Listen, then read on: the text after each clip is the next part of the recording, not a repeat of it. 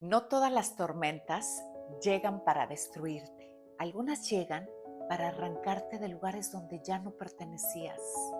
A veces pierdes personas, planes, estabilidad o certezas y sientes que tu vida se está rompiendo. Pero muchas veces la tormenta no viene a castigarte, viene a limpiar el camino que no te atrevías a soltar. Porque hay caminos que duelen, pero también liberan. Confía, lo que hoy parece caos, mañana puede convertirse en paz. Sígueme si estás aprendiendo a transformar tus tormentas en crecimiento. Gracias.